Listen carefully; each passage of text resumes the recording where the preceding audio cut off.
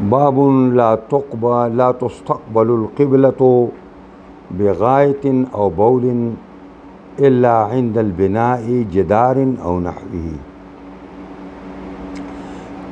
امام بخاری باب دی ترجمة الباب چې مخ کېدلې به نشي قبلې ته، یعنی قبلې ته به مخ کول نه کېږي. لا تستقبلو استقبال به نشي کېدی د قبلې بغایت په ډک اودسماتي او بولن یا په تش اودسماتي. یعنی معنا دا ده چې د ډک اودسماتي او د تش اودسماتي په وخت کې به قبلې ته مخ کوئ نه. الا عند البنا، مگر په نزد آبادی باندې، جدارن چې هغه آبادی دیوال وي او نحوه یا که دیوال په شان پرده مردی. یعنی معنا دا ده که په آبادی کې دننه د امام بخاری د استثناء مقصد دا دی که آبادی کې دننه نو بیا قبلې ته سړی مخ کولی شي. یعنی دا حکم د امام بخاری په نسبانه صرف په فضا کې دی او په کولاو ځمکه کې دی چې په کولاو ځمکه کې به قبلې ته نه مخ کوي او نه به شا کوي. دا یې معنا ده د ډک اودسماتي او د تش اودسماتي سره. دا یو ځان له مسله ده، خو د امام بخاری دا استثناء چې کوم احادیث ترسو ذکر کړي دي د دې استثناء د پاره د سره هیڅ دلیل نشته. البته په صحابو کې د عبدالله زی د عمر دا رای وه چې کله کله به اودس پې ماتو نو خپل اوښ به یې چوک او هغې طرف ته به کېناست اودس پې مات. نو دغه که چېرته د هغه عمل دی پیش کوي نو هغه دا ولې تاسو وژنئ ده؟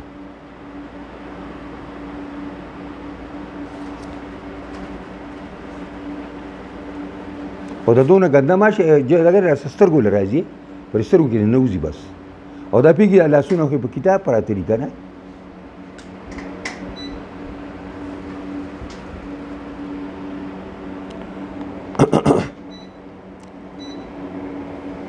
نو دا د دې استثناء چې الا عند البنا په دې روایاتو کې څه آثار د دې لپاره نشته دي. دا د امام بخاري خپل یو اجتهاد دی چې دا ټکي ورسره لګولی دی. البته دا اوس دا یو بله مسله ده چې قبلې ته مخ کول او شا کول دا څنګه دي. نو د امام ابو حنیفه رحمت الله علیه او د بېشماره صحابو د بېشماره تابعینو او د تبع تابعینو او د امام ابو حنیفه او د امام محمد کشر شاګرد ابو حنیفه د هغې دا رای ده چې مخ کول شا کول په فضا کې او په آبادی کې مطلقاً ناجایز دي. بس مطلقاً نه ناجایز. البته امام شافعي رحمت الله علیه او هغه سره ګڼ خلک په دې باندې دی چې سړی به مخ کوي نه بلکې مخ کول هم جایز دي او شا کول هم جایز دي. داسې هم پکې راغلی ده چې دا په فضا کې وي او که دا په کور کې وي او مخ کول ورته جایز. بهرحال دلته اته ترمذي کې موږ دا وایو اته مسلکونه دي د دې په باره کې. خو د امام ابو حنیفه مسلک تاسو ته ما ویلي هغه دقه دی بس.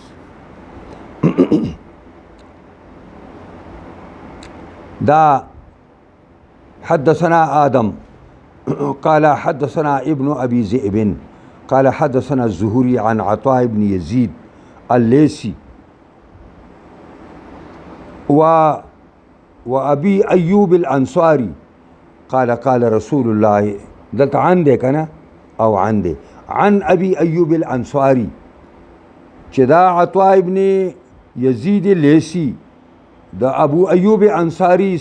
صحابي رسول الله صلی الله علیه وسلم صحابي دې داغه نه روایت کوي. قال رسول الله صلی الله علیه وسلم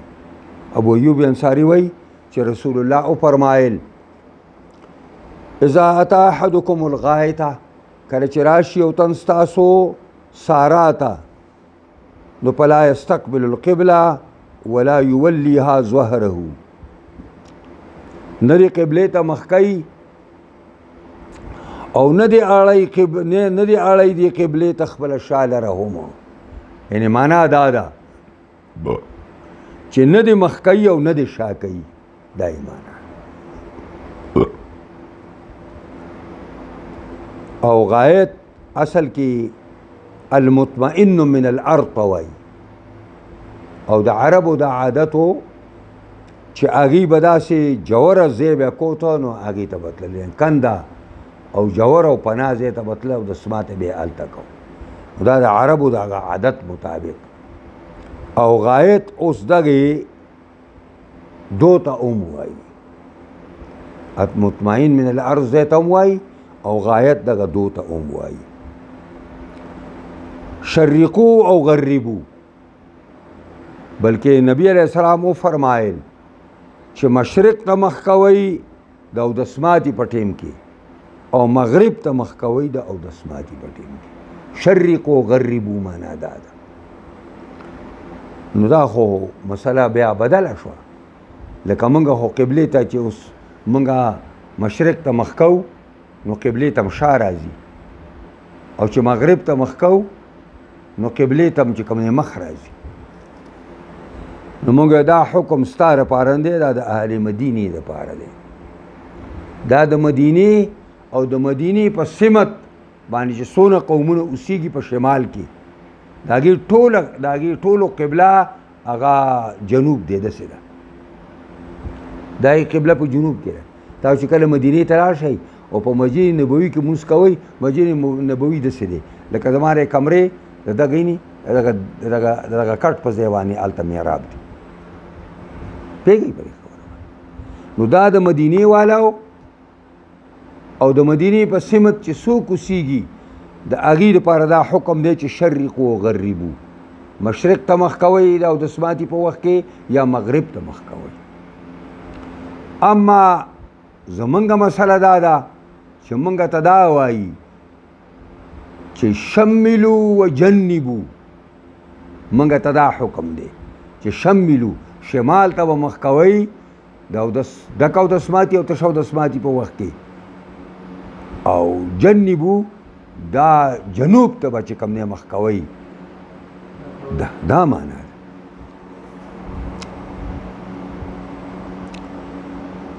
باب من تبرز علی الابنتین امام بخاری باب گی په باره د هغه چا کې چې هغه اودس ماتوي په دوو کچو خښتو باندې براز اصل کې د فضا ته وایي او کلاو ځمکې ته ویلی کېږي اوس براز دغې اودس ماتي ته وایي او لبنتین دا تسنیه د لبنتون ده او لبنتین دا تسنیه د لبنتین ده او لبنه وایي کچه خښتو ته چې د خاورې نه خټې نه سازه کې او اور په بل نه کې پخې نه کې نو دې لبنې دې ته وایي کچه خښته نو په کچه خښته باندې یو سړی ناست دی او اودس ماتوي څنګه چل دی دا عبدالله زید عمر روایت دی او د هغه رای هم دا ده چې سړی مخ کولی او شا کولی شي په آبادۍ کې کعبې ته وایي زه وختمه د خپلې کمرې په شا باندې او دا بر پیغمبر خوا په ګاونډ کې وه نو پیغمبر خوا سره مې ولیده په دوو کچو خښتو باندې ناست و او مخې چې کوم دی بیت المقدس ته و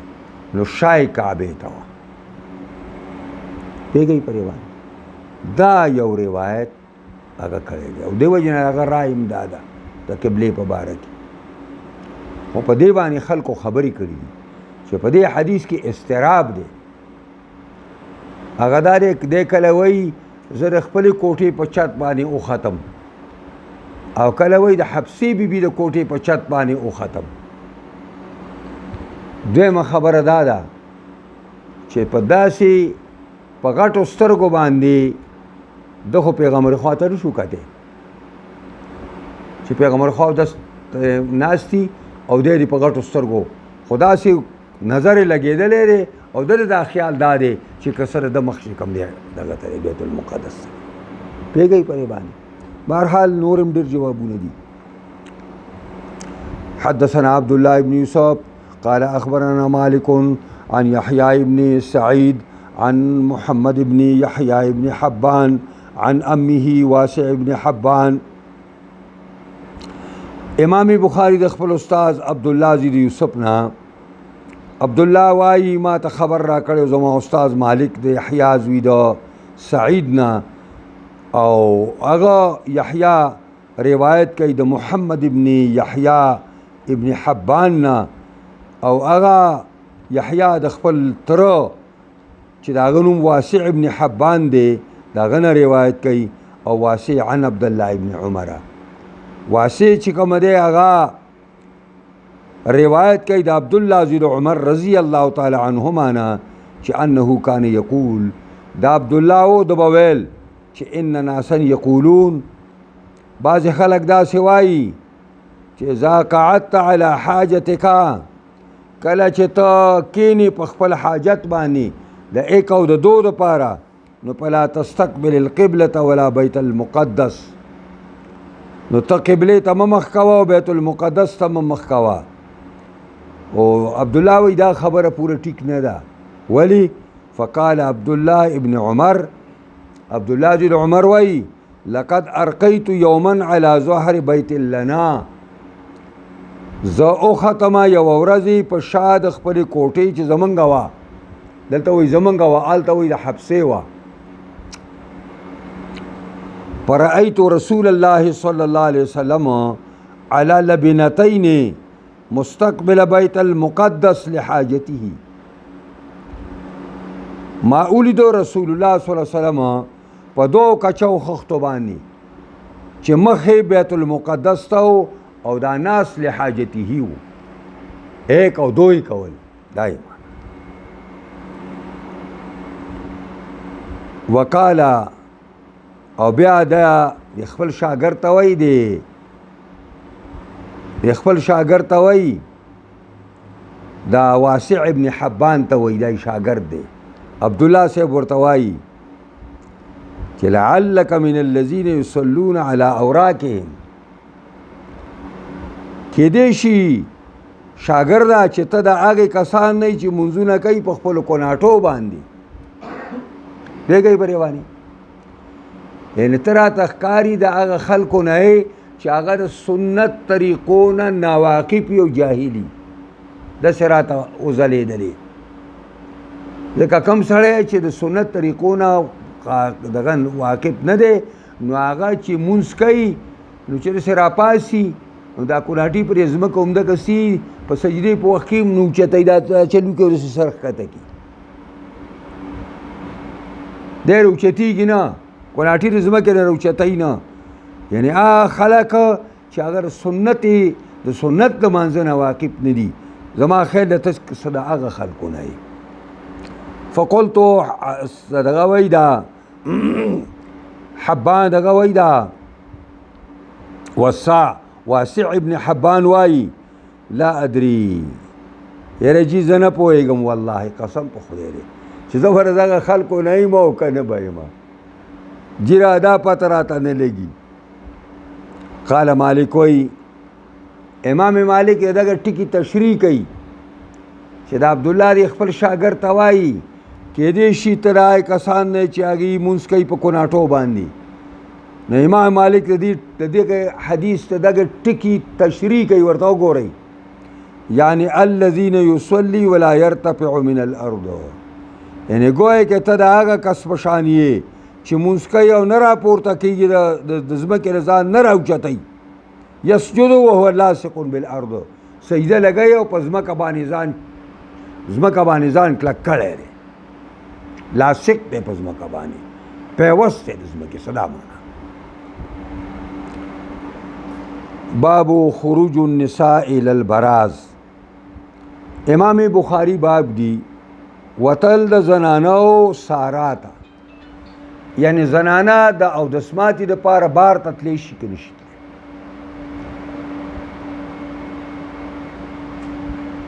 نو په حجاب کې زنانه بار ته تلی شي، په پرده کې تلی شي، او یوازې براز نه بلکې امام بخاری دا ثابتوي چې زنانه د هر کار د پاره په پرده کې د کور نه وتی شي. به طور مثال یو زنانه د کور کې ناسته ده او هیڅوک نشته او بازار ته راتلو ضرورت راغی، څه سودا راوړل غواړي، ډوډۍ راوړل غواړي، نو دا په پرده کې تلی شي، ډوډۍ هم راوړی شي، په پرده کې تلی شي، ترکاري هم اخیستی شي، په پرده کې تلی شي، دا سودا هم کولی شي. دې باندې خو څه خبره اصل د حجاب ده، خبره اصل د پردې ده. نو دې نه دا هم ثابته شوه یو ښځه د هغه نوکره ده، په سکول کې نوکره ده، په دفتر کې نوکره ده، د پردې سره دا تلی شي. پرده بهرحال او په هر وخت کې لازم او ضروري ده. حدثنا يحيى بن بكير قال حدثنا الليث قال حدثني عقيل عن ابن شهاب عن عروة عن عائشة أن أزواج النبي صلى الله عليه وسلم كنا يخرجن بالليل. واي چې بیبیانې د پیغمبر خدا به وتلې د شپې، دا کله اذا تبرزنا الى المناسع، کله چې بدوی او دس ماتاو نو وتلې به مناسع ته. مناسع وهي سعید اپیح، دا یو کلاو میدان په مدینه کې یو طرف ته کلاو چې دا د زنانو د اودسماتي لپاره مخصوص شوی و او د سړو تله په هغه طرف باندې ممنوع. او وکان عمر یقول للنبي صلی الله علیه وسلم، او عمر ویل به پیغمبر خدا ته احجب نساءک یا رسول الله، پیغمبر د ښځو باندې پرده واچوه، یعنی دا ښځې منې کړه وتلو نه بار ته چې دا بار ته نه وځي. فلم یکن رسول الله صلی الله علیه وسلم یفعلو، نو نبی علیه السلام به دا کار نه کو، نه به یې منې کولی، زنانه به یې د بار ته تلو نه منې کولی. نو په خرجت سودتو بنت زمعا، روته سودا لور زمعا زوج النبي صلی الله علیه وسلم ام المؤمنین روتلا لیلة من الليالي، یو شپه د شپونه عشاء ماسخوطا. او وکان امرأة طویلة، دا یو ښځه وه د قد په لحاظ سره ډېر لوړه وه، لوړه زنانه وه. نو پیژندلی کېده، نو عمر وپېژندله. فناداها عمر په آواز راویسته او ورته ویل چې الا خبردار قد عرفناکې یا سودتو، ته موږ وپېژندلې چې سودا یې. او دا ولې دا عمر کوي؟ حرصا علی ان ينزل الحجاب، د وجې د حرص کولو د حضرت عمر نه په دې خبره باندې چې الله حکم د حجاب نازل کړي. نو فانزل الله الحجاب، الله حجاب نازل کړ. حدثنا زكريا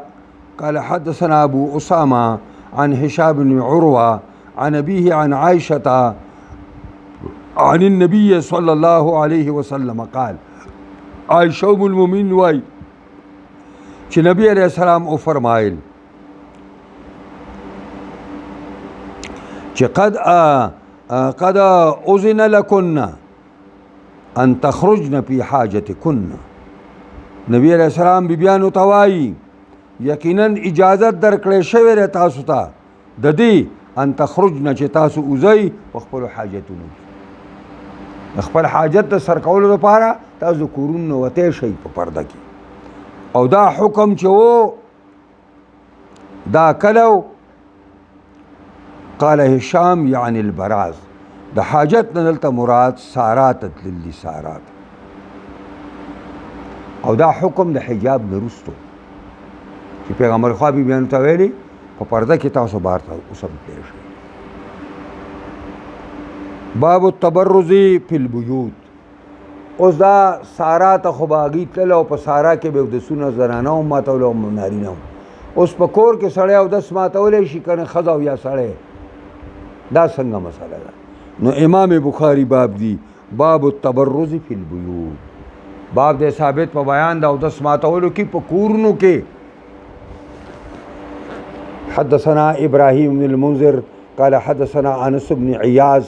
عن عبید الله بن عمر عن عبد الله بن يحيى بن حبان عن واسع بن حبان عن عبد الله بن عمر رضی الله تعالی عنهما قال ارتقیت على ظهر بیت حبسه. اوس ګوره کنه هغه روایت کې بیت لنا دی دلته بیت حبسه دی دا هغه استراب دی. دی وایي زه اوختمه په دا عن دلته علا دغه چې کوم دی فوق ټکې یعنی معنا دا ارتقیت عن یعنی ارتقیت فوق ظهر بیت حبسه او ختمه پورته په شا د کمرې د حبسې باندې لباس حاجتي د بعضې کارونو خپلو دپاره. فرأیت رسول الله سلام یقضي حاجته ما ولید نبی علیه السلام خپل حاجت پوره کاوه مستدبر القبله په داسې حالت کې چې شا کوونکې او قبلې ته مستقبل الشام او شام ته مخو بیت المقدس ته مخو. حدثنا يعقوب بن إبراهيم قال حدثنا يزيد بن هارون قال أخبرنا يحيى عن محمد بن يحيى بن حبان عن أن عمه واسع بن حبان أخبره تردت خبر ورکړی چې واسع زوی د حبان دی چې ان عبد الله بن عمر أخبره چې عبد الله بن عمر دته خبر ورکړی قال لقد ظهرت ذات يوم على ظهر بيتنا زه اوختلما یو ورځې په شا د خپلې کوټې باندې او دلته خپله کوټه ده. نو فرأیت رسول الله صلی الله علیه وسلم علی لبنتین مستقبل بیت المقدس ما ولیدلو نبی علیه السلام چې ناستو په دوو کچو خښتو باندې او مخامخ ناستو بیت المقدس ته.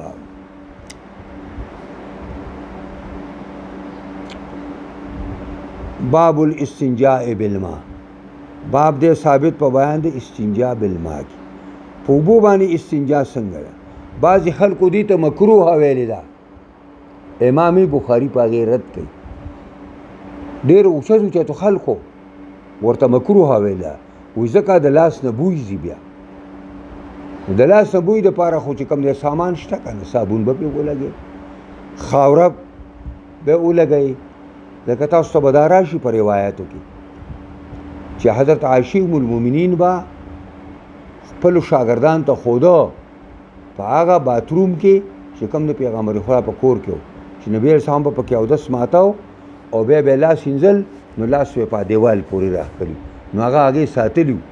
چې دا د پیغمبر خدا د لاس راښکلي دي یو دیوال باندې داسې راښکلی پوهېږئ په دې باندې. دې وجې نه امام بخاري په خلکو رد کوي چې استنجا په اوبو باندې دا ځکه چې اوس دلته یو مولا په دې مردان کې بریلی او ښایسته ګل نوم یې متی مولا به ورته ویو.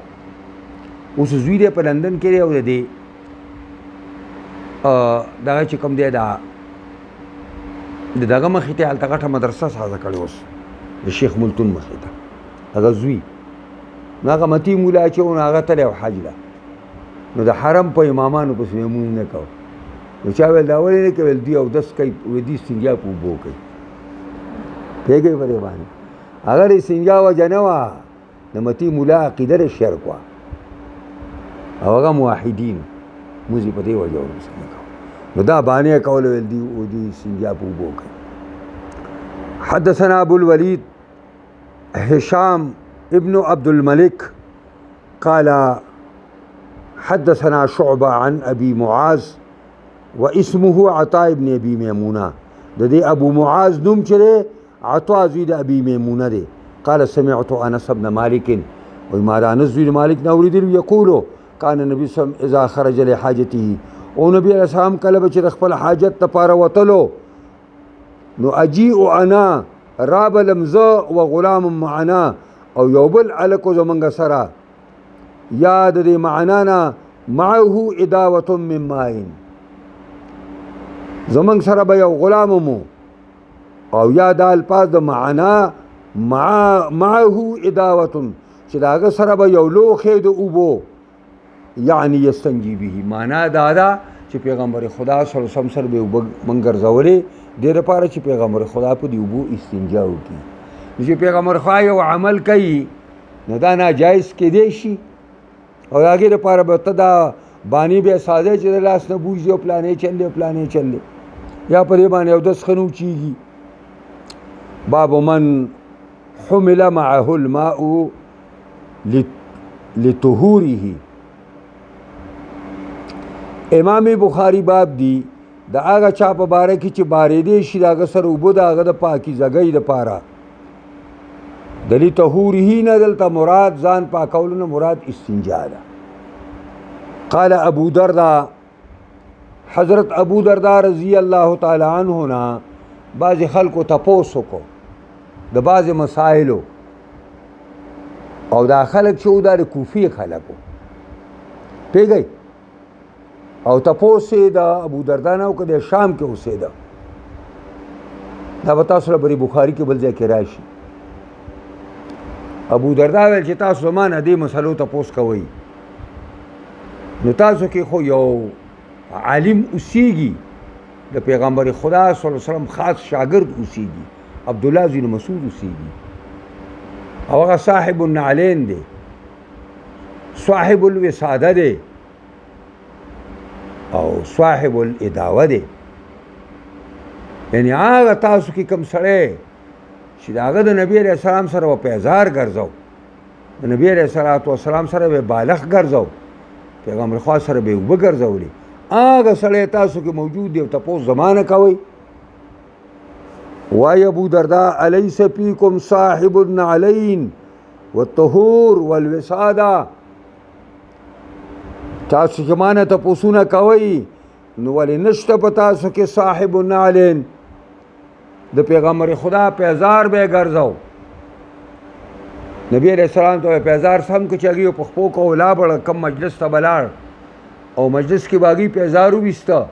نو عبدالله با پیزار راواګسته دا یو به په یو وخت پکې لاس کې غور کاو دا بلې په بل لاس کې د پیغمبر خدا صلی الله علیه وسلم پیزار چې دی نو دی مولانا شبیر احمد عثماني یو سیرت لیکلی دی په هغه سیرت کې ما لیدلی دی دا اسپنج نه دی په بازار کې هغه اسپنج چې به خرڅېدل عام طور سره زنانې اوس هم په خپو کوي پوهېږئ په دې باندې هم لیدلی اسپنج اسپنج چې کوم دی او بس دغسې ني دغسې دوه دغه پرې راغلي دوه دغه راغلي دي پټې او دې ځای کې د ګوتې دپاره دوه ګوتو دپاره ځای دی او دا یوه پټه راغلې دا یوه پټه راغلې ده دا یوه پټه راغلې دلته او دا بله پټه راغلې دلته دا اسپنج به ورته ویل تا ولې په خیال کې نه راځي ته په سعودي کې وي هغه چاپلو نو دا د نبی علیه الصلاة والسلام د پیزار تصویر هلته شته دغه سیرت مصطفی د هغې نوم دی دغه سیرت مصطفی پخوا ما کتلی نو معنا نو هغه به دې ځایونو کې ورګرځي داسې به ناست او دا پیزار به په لاسونو کې نیولی او طهور او صاحب د اوبو اومو چې اوبه به یې ځان سره اخیستلې د استنجا دپاره اول وساده بالغ به یې مور سره ګرځو چې کله به نبي علیه السلام کېناسته نو بالغ به یې ورته کېښود چې ډډه ورته ووایي. حدثنا سليمان بن حرب قال حدثنا شعبة عن عطاء بن ابي ميمونة قال سمعت انسا يقول كان النبي صلى الله عليه وسلم اذا خرج لحاجته واي انس او نبی علیہ السلام چې کله به واته د اودس باتی دپاره تبعته انا وغلام منا نو ورپسې به شوم زه او یو غلام زمونږ سره د انصارو نه بلو معنا یا معه اداوة من ماء چې د هغه سره به لوښی د اوبو. باب العنزة مع الماء في الاستنجاء. امام بخاری باب دی بارول د وړې نیزې سره د اوبو نه په استنجا کې یعنی معنا دا ده چې نبی علیه السلام به کله وته نو ملګرو به ورسره اوبه هم اخیستې وي خو ملګرو به ورسره وړه نیزه هم اخیستې وه. عنزه اصل کې د امسا نه غټه ده او د نیزې نه واړه ده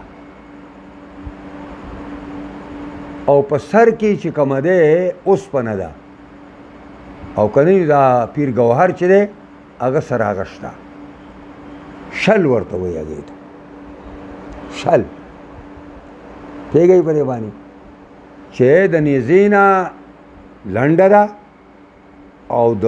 امسا نه اوږده ده او په سر کې بالکل د اوسپنې پلکې دی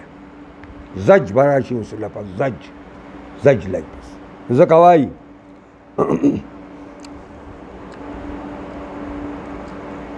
حدثنا محمد بن بشار قال حدثنا محمد بن جعفر قال حدثنا شعبان طه بن ابي ميمونه سمع انس بن مالك يقول كان رسول الله صلى الله عليه وسلم يدخل الخلاء او نبی علیہ السلام بیت الخلاء ته دننه کېده